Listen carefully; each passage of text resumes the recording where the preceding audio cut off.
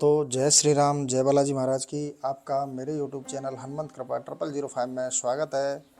साथियों, आज मैं आपके लिए एक ऐसा दिव्य उपाय लेकर उपस्थित हुआ हूँ।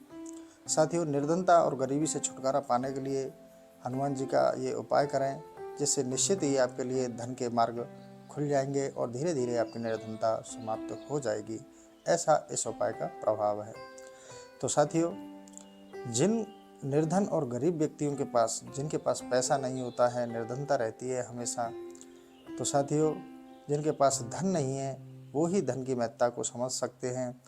और जिनके पास धन नहीं होता वो तो ये समझ ले कि वह एक किसी अभिशाप से भी कम नहीं है। ऐसा अभिशाप कि जिनके पास धन नहीं होता वही धन के महत्व को समझ सकता है। तो साथियों, जिस गरीब आदमी के पास पैसा नहीं होता, उसके पास ऐसी परिस्थितियां होती हैं कि वह किसी के सामने मांगने भी जाए तो धनी व्यक्ति उसको देते नहीं हैं, क्योंकि उनको पता होता है कि अगर हम इसको कुछ धन या पैसा दे देंगे तो ये वापस कहाँ से करेगा, इसके पास कोई इनकम का स्रोत नहीं है।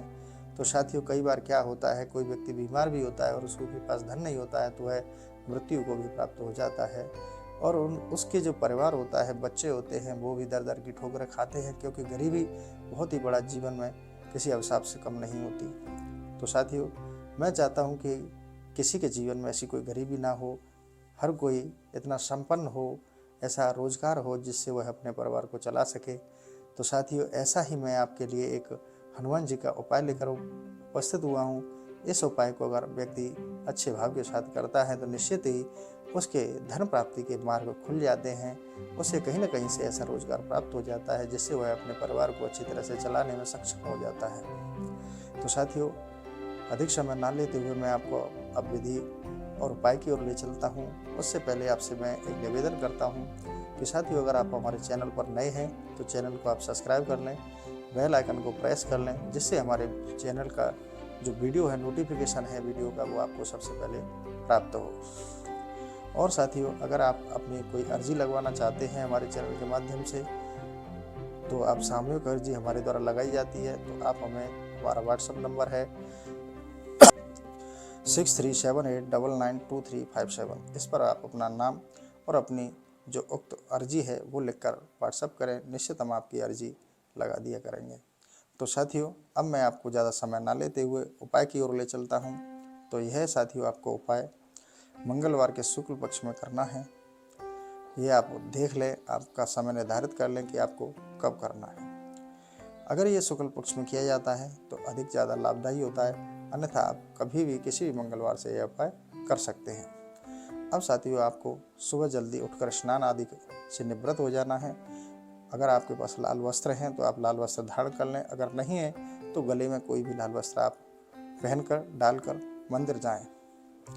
मंदिर साथियों, ऐसा हनुमान जी का ऐसा मंदिर होना चाहिए, यहाँ चोला चढ़ी हुई मूर्ति हो, जिस पर चोला, सिंदूरी चोला चढ़ाया जाता हो। मंदिर लगभग कम से कम 10 वर्ष पुराना हो, 10 वर्ष से अधिक पुराना हो, और वहाँ नियमित पूजा पाठ की जा रही हो। मंदिर पहले से कहीं बंद ना हो, ऐसा स्थान आप चुन लें, देख लें। ऐसा मंदिर हो जहाँ आपको आने जाने में कोई ज़्यादा असुविधा नहीं हो, आपके आसपास ही हो। तो साथियों, जो 10 साल पुराना मंदिर है, आप सुबह स्नान आदि से निवृत्त होकर मंगलवार की सुबह आप हनुमान जी के मंदिर जाएं। मंदिर जाकर आपको अपना यह उपाय मंदिर पर ही करना है, और यह उपाय आपको स्वयं करना है। तो साथियों, सर्वप्रथम आप मंदिर जाकर हनुमान जी महाराज की पूजा अर्चना करें। हनुमान जी महाराज को चंदन, चावल, पुष्प अर्पित करें।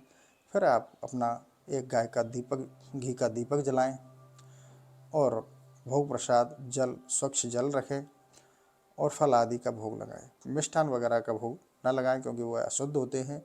शुद्धता का विशेष ध्यान रखा जाता है हनुमान जी की पूजा साधना में। तो साथियों, आप हनुमान जी के लिए भोग प्रसाद में फलों में केला या अनार रख सकते हैं। तो साथियों, अब आपको हनुमान जी महाराज का पूजन कर दिया आपने, धूप, दीपक, भोग प्रसाद आदि रख दिया। उसके बाद अब आपको उपाय करना है।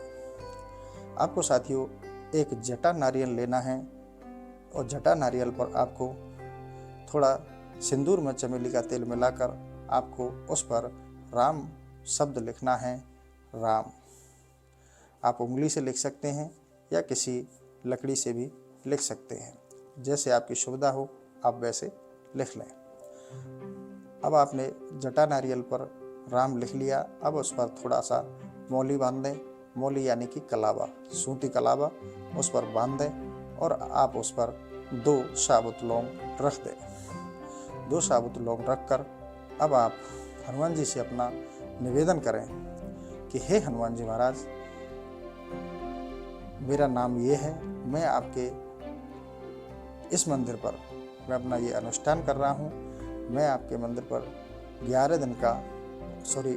11 मंगलवार का यह अनुष्ठान कर रहा हूँ और हमारे परिवार पर या हमारे घर में बहुत ही ज़्यादा निर्धनता है। हमारे पास कोई रोजगार नहीं है, ऐसा संसाधन नहीं है जिससे हम अपने परिवार की आजीविका को चला सकें। तो हे प्रभु, हम पर ऐसी कृपा करें जिससे हमारे कोई धन प्राप्ति के मार्ग खुल जाएं।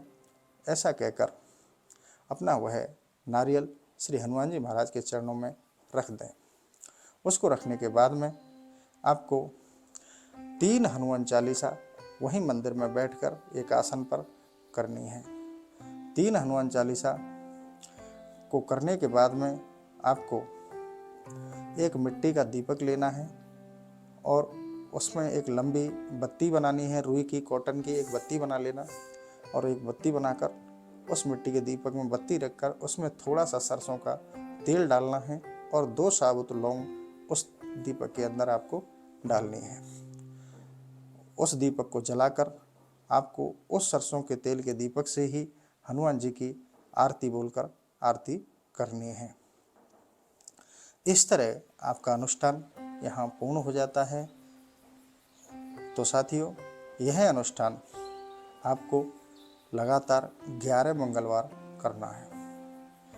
प्रत्येक मंगलवार आपको नारियल ले जाना है, साबुत लौंग ले जानी है, पूजा आदि का सामान ले जाना है, भोग प्रसाद ले जाना है और इसी तरह आपको अपनी जो उक्त समस्या है हनुमान जी को बताते हुए वो नारियल अर्पित करना है और अंत में 3 हनुमान चालीसा के पाठ करने हैं। 3 हनुमान चालीसा के पाठ करने के उपरांत आपको सरसों के तेल का दीपक बनाकर उसमें 2 साबुत लौंग डालकर हनुमान जी महाराज की आपको सरसों के तेल के दीपक से आरती करनी है और वहाँ से आपको अपना आरती पूर्ण कर हर मंगलवार घर की ओर आना है। तो इस तरह साथियों, अगर आप इस अनुष्ठान को, इस उपाय को 11 मंगलवार लगातार करते हैं तो निश्चित रूप से जब तक आपके 11 मंगलवार पूर्ण होंगे उससे पहले भी और उसके बाद में भी आपको कोई न कोई ऐसा रास्ता हनुमान जी दिखा देंगे जिस पर आप चलोगे तो निश्चित ही आपकी निर्धनता समाप्त हो जाएगी और निर्धनता से छुटकारा आपको मिल जाएगा और साथियों आपकी धन संबंधी समस्याएं सारी समाप्त हो जाएंगी। हनुमान जी की ऐसी कृपा है क्योंकि हनुमान जी महाराज इस कलयुग के जागृत देवता हैं, चिरंजीवी देवता हैं। वह अपने भक्तों की समस्या का समाधान तत्क्षण करते हैं।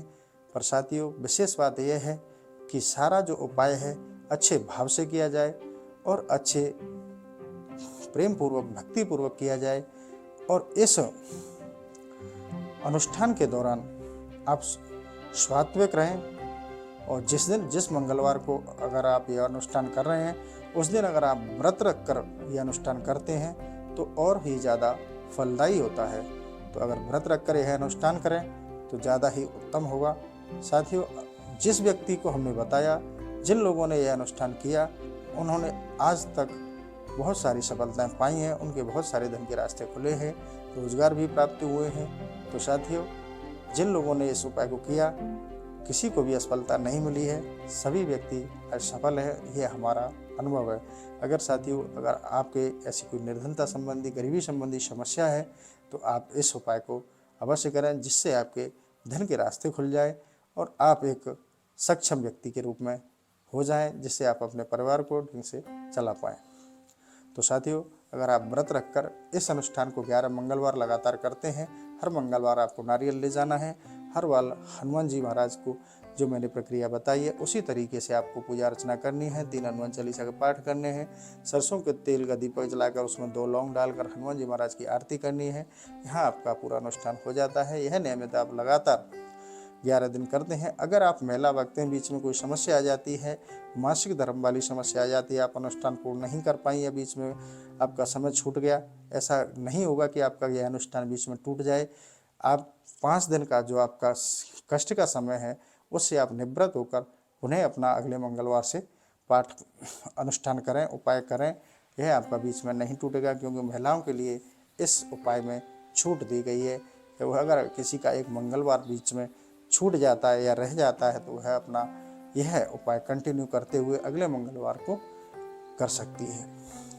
तो साथियों, इसमें महिलाएं अपना अनुष्ठान करें। इनमें महिलाओं के अनुष्ठान में छूट है, बशर्ते ध्यान रहे कि महिलाएं श्री हनुमान जी महाराज के विग्रह को छूए नहीं, छूना सख्त मना है। सात्विकता का विशेष ध्यान रखें। अगर कोई पुरुष भगत या उपासक अगर इस अनुष्ठान को कर रहा है, तो वो विशेष ध्यान रहे कि उसे पूर्ण स्वात्विक और ब्रह्मचर्य का पालन करते हुए यह अनुष्ठान करना है। सात्विकता का मतलब होता है कि आप मांस, मदिरा, प्याज, लहसुन, ये हनुमान जी की पूजा पाठ में बिल्कुल ही निषेध है। और अगर आप ऐसा करते हैं तो आपकी कोई भी कामना फलित नहीं होगी और आप दंड के भागी भी होंगे।